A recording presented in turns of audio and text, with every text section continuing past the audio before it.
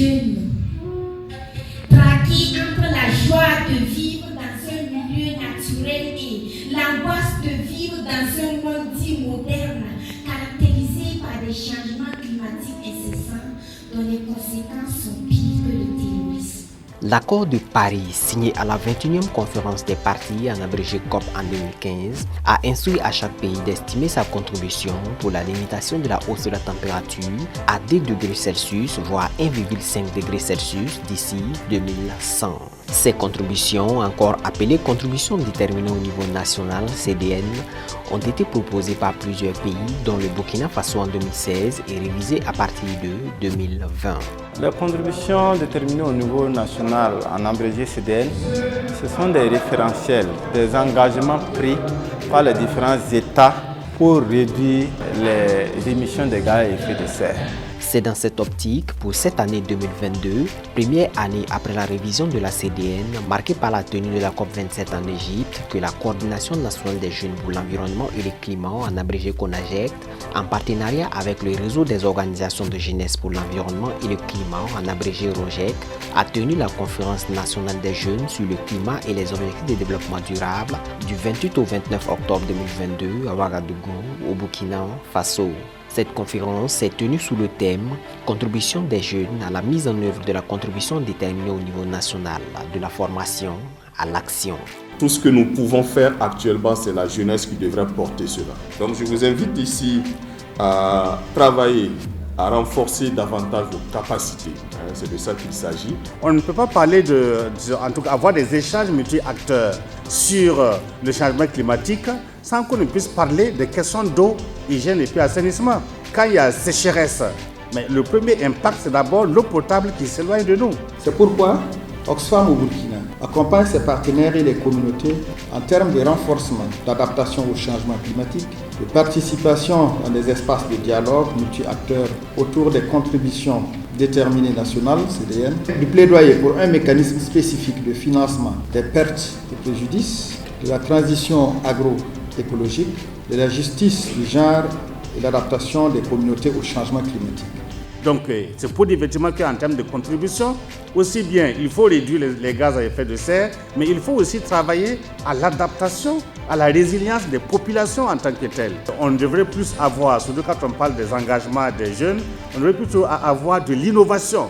Les jeunes doivent pouvoir faire du plaidoyer, voir effectivement à travers ces politiques publiques d'ordre international, d'ordre national, analyser et voir ce qui ne va pas.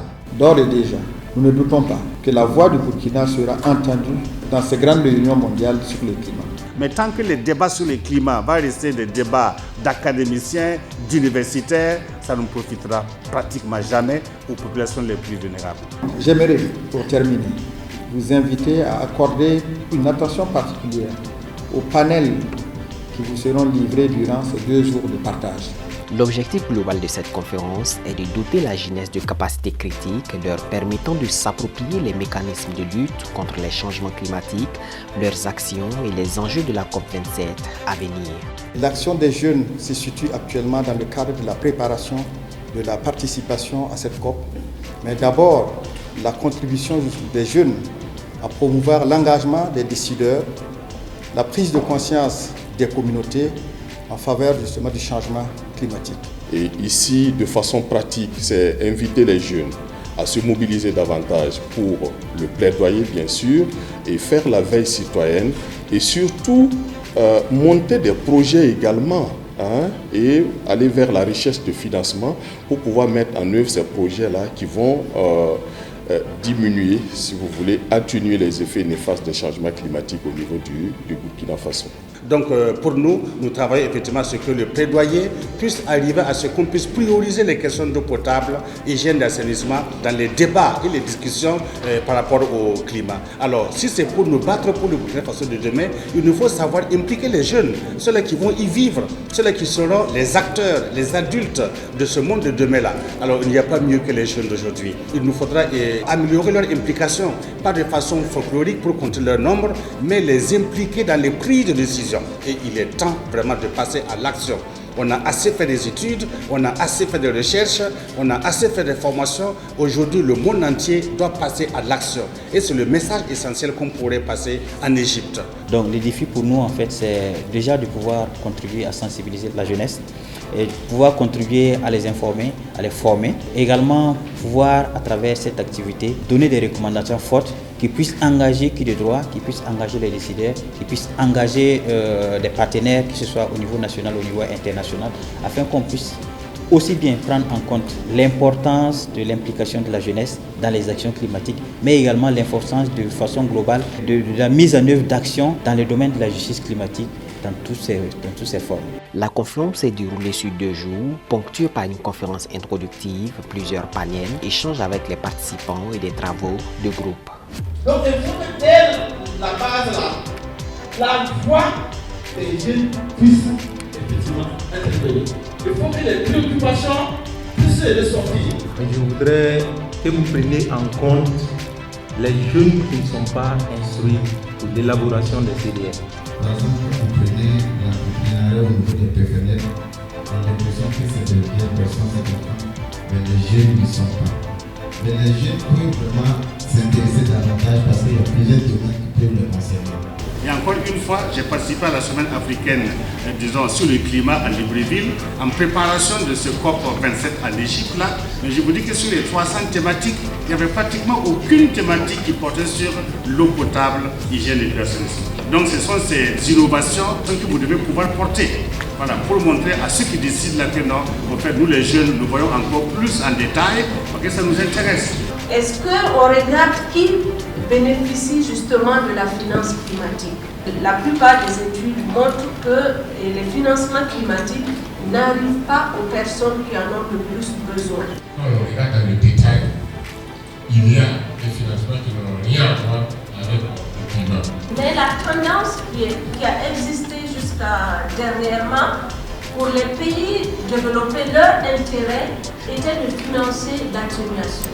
Parce que pour eux, ils ne voyaient pas l'intérêt de l'adaptation et pour eux, l'intérêt c'est de financer donc l'atténuation.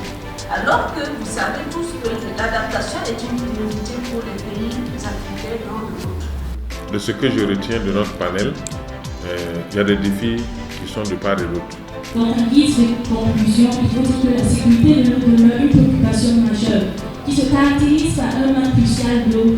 Et les effets du changement climatique et de la pression anthropique contribuent considérablement à la diminution de la quantité et de la dégradation de la qualité. Donc cela suscite des actions concrètes de la part des autorités et un engagement fort et sans faille de la jeunesse africaine, surtout celle burkinabé, pour la sécurité de l'eau. Pour Zenabo Sebda, présidente du web et panéliste, il est inconcevable que pour la mise en œuvre des actions de lutte contre les changements climatiques, les pays africains empruntent de l'argent. Parce que dans la Convention cadre des Nations Unies, il est stipulé que les pays développés responsables du changement climatique devaient mobiliser des ressources financières et matérielles et techniques pour aider les pays affectés, les pays qui n'ont pas été responsables mais qui sont impactés par les changements climatiques, pour qu'ils puissent mettre en œuvre des activités d'adaptation au changement climatique. En un mot, ils doivent s'adapter au changement climatique à travers la mobilisation des ressources faites par les pays responsables des changements climatiques. De ce point de vue, il n'est pas question, il n'est pas normal que nous puissions emprunter de l'argent pour faire ça. Le public cible pour cette conférence est composé de plus de 100 jeunes dynamiques intéressés par les questions liées au climat et au développement durable et actifs dans divers centres d'activité venus de tout le pays. De façon spécifique, déjà c'était de mobiliser les jeunes déjà sur les questions de la contribution déterminée au niveau national. Donc nous travaillons à renforcer les capacités des jeunes sur ce document afin que les jeunes puissent s'approprier le document, mais que les jeunes puissent voir en fait comment est-ce que de toutes les parties du document et également ils peuvent contribuer en termes d'action concrète. Donc cette année nous partons de la formation à l'action, de sorte à ce qu'à la fin de cette activité, on puisse avoir en fait un certain nombre d'actions que les jeunes portent, que les organisations de jeunes portent, afin de pouvoir contribuer efficacement à la mise en œuvre en tout cas de la contribution déterminée au niveau national. Moi je trouve que cette initiative est vraiment à saluer. Et le seul regret que j'ai, c'est que ce ne sont pas peut-être des activités qu'on est initié depuis fort longtemps. Mais je pense que c'est très salutaire, c'est encouragé, surtout pour les années à venir. On n'est pas dans une approche seulement passive. Donc on incite un peu les jeunes aussi à réfléchir et à apporter également leurs solutions par rapport à certaines problématiques qui sont posées.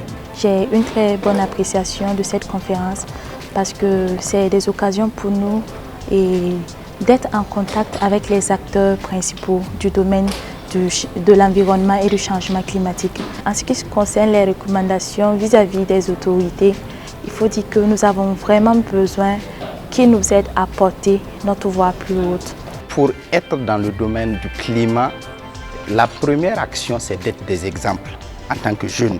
Et il faut dire également qu'en termes d'action, nous avons la possibilité aujourd'hui d'être des relais d'information pour ces jeunes qui n'ont pas pu être là aujourd'hui. Il faut dire que les changements climatiques aujourd'hui sont au cœur du développement et qui parle de changement climatique parle de développement.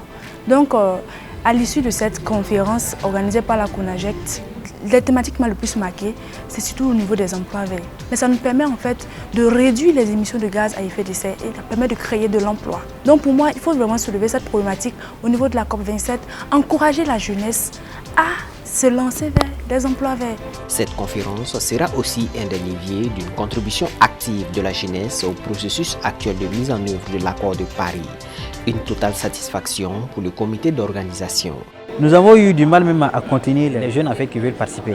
Donc les objectifs en termes de participation sont largement atteints. Donc ça démontre déjà l'engouement de la jeunesse et l'intérêt de la jeunesse du Burkina sur ces questions. Pour ce qui est de la participation à la COP27, il faut dire que déjà, quand on part en tant que jeune, nous partons en tant que jeunes, nous avons déjà un regroupement de jeunes. Les jeunes sont réunis au niveau international au sein d'un groupe qu'on appelle Yungo, qui porte la voix de toute la jeunesse au niveau international. Et nous, depuis 2016, nous avons eu cette opportunité de faire partie de ce réseau-là. Mais également, de 2017 à 2020, j'ai eu l'occasion d'être dans le noyau qui dirigeait en fait la question au niveau international. Donc ça, c'est un certain nombre d'acquis qui prouvent en fait que le Burkina, la voix du Burkina peut être portée et la voix du Burkina va être portée. Donc le fait même de reconnaître cette activité est également un poids. Ça veut dire qu'on reconnaît l'activité, on va mettre un accent particulier sur les recommandations qui vont sortir de votre activité. Tout ça va aller alimenter en fait le réseau. Donc aussi bien que la participation de d'autres jeunes qui allons représenter la jeunesse du Burkina. Qu'est-ce qu'on va aller faire? C'est de pouvoir déjà nous rassurer que ce qu'on a décidé au Burkina peut être compté et va être compté sur les priorités en fait, de la jeunesse au niveau international. Il faut noter que la Conférence nationale des jeunes sur le climat et les ODD est une activité organisée par la CONAGEC depuis 7 ans maintenant. Elle est reconnue au niveau international comme étant une des activités qui représente la Conférence internationale des jeunes sur le climat au Burkina Faso. Tous à la COP27.